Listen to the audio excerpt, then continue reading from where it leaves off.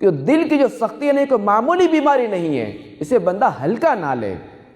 کہ یہ بڑی تباہ کن ہے۔ یہ قرآن پاک میں بھی باقاعدہ سخت دل لوگوں کی مذمت بیان کی گئی ہے۔ چنانچہ سورۃ البقرہ آیت نمبر 74 میں ارشاد ہوتا ہے، ترجمہ کنز الایمان، پھر اس کے بعد تمہارے دل سخت ہو گئے تو وہ پتھروں کی مثل ہیں،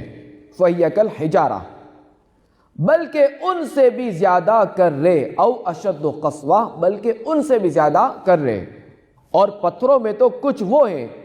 جن سے ندیاں بہہ نکلتی ہیں، اور کچھ وہ ہیں جو پھٹ جاتے ہیں تو ان سے پانی نکلتا ہے، اور کچھ وہ ہیں کہ اللہ کے ڈر سے گر پڑتے ہیں اور اللہ تمہارے کوتکوں سے بے خبر نہیں۔ تو پیارے اسلامی بھائیوں، عاشقان صحابہ واہل بیت، اس آیت مبارکہ میں جن سخت دل لوگوں کی مذمت بیان کی گئی ہے، اس سے مراد بنی اسرائیل کے وہ لوگ ہیں کہ جو حضرت موسیٰ علیہ نبینا علیہ الصلوۃ والسلام کے زمانے میں موجود تھے،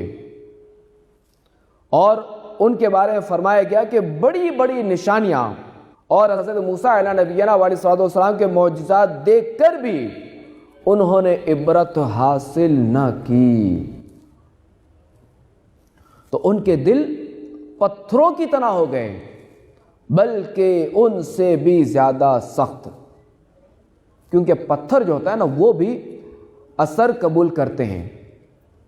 اور ان میں کسی سے جو وہ ندیاں بے نکلتی ہیں، وہ کوئی پتھر پھٹ جاتا ہے تو اس سے پانی بہتا ہے۔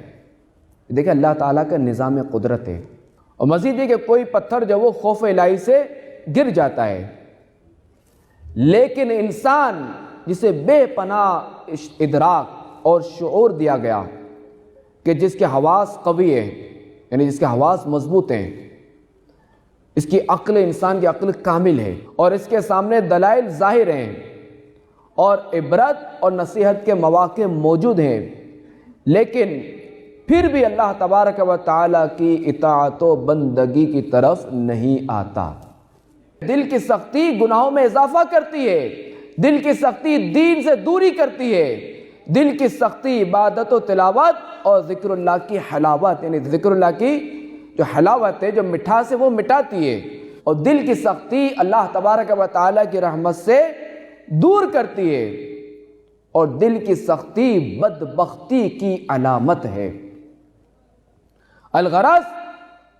یہ ایک ایسی بیماری ہے کہ جس سے مزید ظاہری اور باطنی بیماریاں جنم لیتی ہیں۔